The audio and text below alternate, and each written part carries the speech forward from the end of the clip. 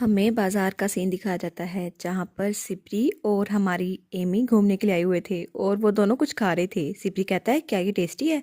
तो एमी कहती है हाँ ये तो बहुत ज़्यादा टेस्टी है और मैं तो ये पहली बार खा रही हूँ। तो सिपरी कहता है हाँ हाँ, यहाँ क्राउड में जो स्पाइसेस मिलते हैं वो कहीं और नहीं मिलते।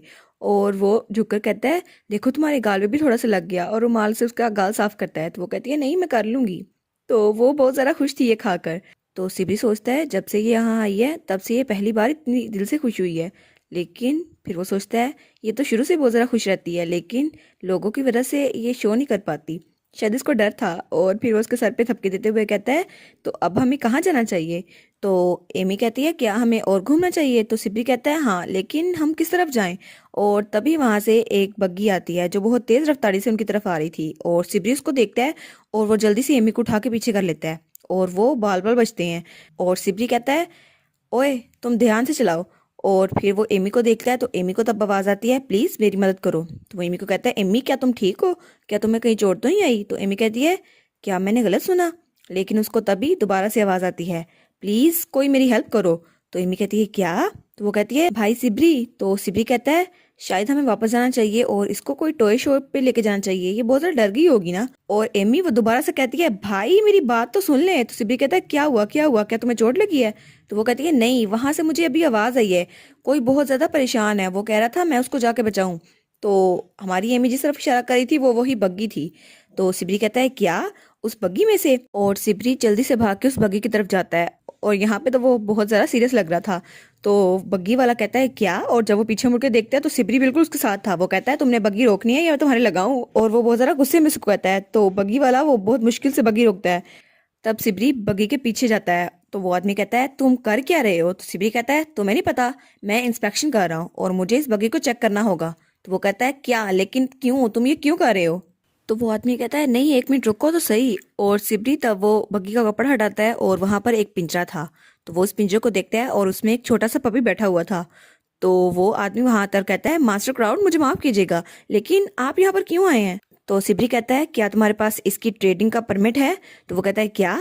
तो सिबरी बहुत गुस्से में कहता है मुझे ये मत कहना कि तुम्हारे पास नहीं है, और वैसे भी हमारी टेरिटरी में कोई भी परमिशन के बगैर एनिमल्स को ट्रेड नहीं कर सकता।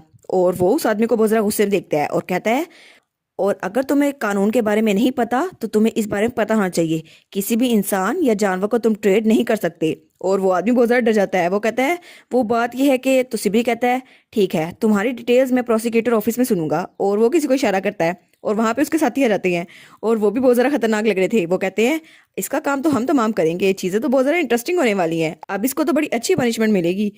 और वो उस आदमी को बांध लेते हैं और वो कहते हैं इसको तो हम मार के ही रहेंगे। और सिबरी वो उसको देखता है। और तब हमारी एमी उस पपी की तरफ इशारा करके कहती है ये बस मुझे इसी की आवाज आई थी। तो सिबरी कहता है क्या? और वो उस पपी को देखता है तो वो कहता है तुम्हें इसकी आवाज आई थी? और वो सोचता है लेकिन ये पपी बोल कैसे सकता है? और वो उस पपी को देखता है और कहता है क्या हो सकता है कि ये शेप शिफ्टर हो जिसकी आवाज सिर्फ एमी को आई हो? और फिर सीन चेंज होता है और हमें क्राउड मेंशन दिखाया जाता है और वहां पे एमी ने उस पपी को पकड़ा हुआ था। और लमील के मॉम डैड सिबरी को डांट रहे थे। वो कहते हैं आखिर में तुम पागल हो ही गए हो, तुम एक वुल्फ को हमारे मैंशन में कैसे ला सकते हो? और तुम्हें पता है ना कि यहाँ पर ये कितने जरा खतरनाक होते हैं, और तुम्हें अभी तक पपी और वुल्फ में फर्क नहीं पता चला? तो वो एमी की तरफ देखता है और उस पपी की तरफ। तो वो कहता है एमी ने मुझे कहा था। तो सब लोग एमी की तरफ देखते हैं। तो एमी कहती है मुझे माफ कीजिएगा। तो सब लोग के एक्सप्रेशन चेंज होते हैं। तो उसकी मॉम डैड कहते हैं नहीं नहीं इतना भी बुरा आइडिया नहीं था, वैसे भी एक वुल्फ होना अच्छी बात है। तो उसका डैड कहता है हाँ, एक वुल्फ को बचाना ये तो अच्छी बात है, तुमने बड़ा अच्छा काम किया। तो सिबरी कहता है क्या मेरी बार में डांट रहे थे और उसकी बार में अच्छा काम किया?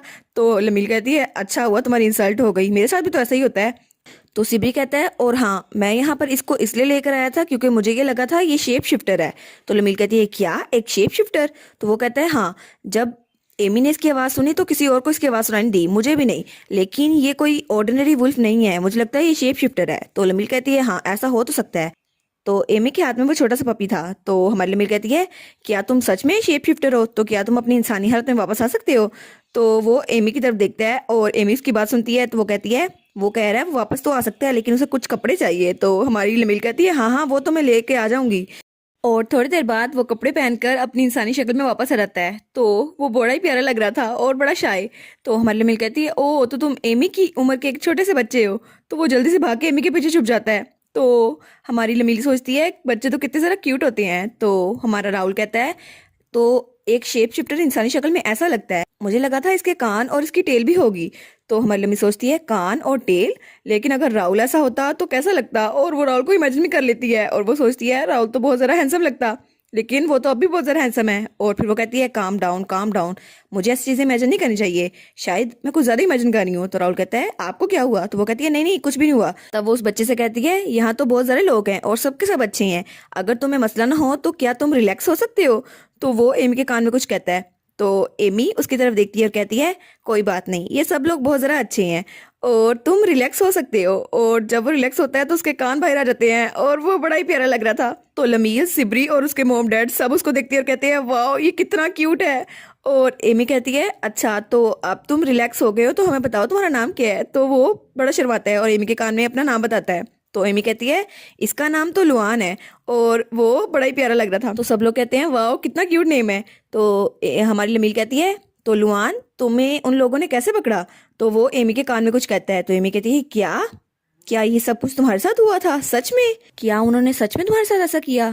तो हमारा राहुल कहता है एमी क्या हुआ, कोई मसला है क्या? तो एमी कहती है हाँ बहुत बड़ा मसला है, इसने मुझे बताया कि ये अपनी फैमिली के साथ क्राउड टेरिटरी आ रहा था और इनकी फैमिली पर मॉन्स्टर्स ने हमला किया था और सब लोग इधर उधर बिखर गए और ये अकेला रह गया।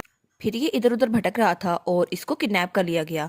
तो वो कहती है लेकिन अगर इसको किडनैप कर लिया गया और ये अकेला था तो इसका मतलब तो एक ही हो सकता है ना कि तुम्हारी फैमिली तुम्हें वो मिली नहीं। और एमी ये कहकर रोने लग जाती है और वो कहती है इसका मतलब है तुम हमेशा अकेले रहोगे। और वो एमी को चुप करवाने लगता है। तो लमील और सिबरी भी उसकी तरफ आते हैं। तो लमील कहती है लेकिन एक यंग बीस्ट मैन, उसको तो अपने ट्राइब में वापस जाना ही होगा, तो इसके लिए हमें क्या करना चाहिए? सबसे पहले तो हमें इसकी फैमिली को ढूंढना चाहिए। तो लमील की मॉम कहती है एमी, तो एमी कहती है जी। तो वो कहती है ऐसा लगता है ये हम पे अभी ट्रस्ट नहीं करता, तो अगर अभी के लिए तुम इसकी देखभाल कर सको तो ये अच्छा होगा। तो एमी कहती है कि सच में? तो वो कहती है हाँ ऑफ कोर्स, लेकिन अगर राहुल परमिशन दे तभी, उसके बगैर नहीं। तो एमी कहती है भाई, तो राहुल इस बारे में कुछ सोचता है। तो एमी कहती है प्लीज भाई मुझे लुआन की हेल्प करने दे जब तक उसकी फैमिली नहीं मिल जाती। और फिर वो कहती है जैसे आपने मेरी मदद की थी जब मैं छोटी थी। और उसे तब वही छोटी सी एमी याद आती है जिसको उसने पहली बार देखा था। तो वो कहता है ठीक है और उसके सर पे हाथ रखता है। वो कहता है जैसे तुम चाहो वैसा करो, तुम्हारे दिल में जो आता है तुम वो कर सकती हो, और इस बच्चे को तुमने ही बचाया है इसलिए ये अब तुम्हारी रिस्पॉन्सिबिलिटी है। तो एमी कहती है सच में? और वो कहती है थैंक यू भाई। और फिर लुआन का हाथ पकड़ लेती है और लुआन भी बहुत ज़्यादा खुश था। वो कहती है अब हम लोग इकट्ठे रहेंगे।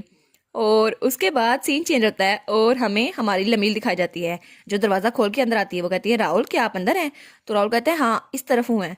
तो लमील कहती है वाह ये तो बड़ा अच्छा मौका है, अब मुझे वो करना चाहिए जो मैं करने के लिए आई थी। तो लमील कहती है क्या आप कोई बुक पढ़ रहे थे? और जब वो राहुल को देखती है तो वो कहती है क्या, और वो बिल्कुल शौक थी। तो राहुल, उसने चश्मा पहना हुआ था और वो बुक पढ़ रहा था। और राहुल कहता है क्या क्या हुआ? तो लमील कहती है क्या ग्लासेस? राहुल ग्लासेस में कितना ज्यादा प्यारा लगता है। तो वो कहती है क्या आप चश्मा पहनते हैं?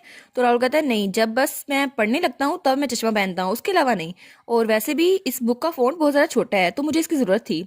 और वो चश्मा उतारने लगता है। तो रमील कहती है क्या, बिल्कुल नहीं, ऐसा बिल्कुल मत करना, चश्मा मत उतारना। तो राहुल वो हैरान हो जाता है। वो कहता है क्या, लेकिन क्यों? तो वो कहती है मुझे माफ कीजिएगा लेकिन मैं आपको डिस्टर्ब करी होंगी इसलिए आप थोड़ी देर और पढ़ सकते हैं, मुझे कोई मसला नहीं है। तो राहुल कहता है अच्छा ठीक है और दोबारा से चश्मा पहन लेता है।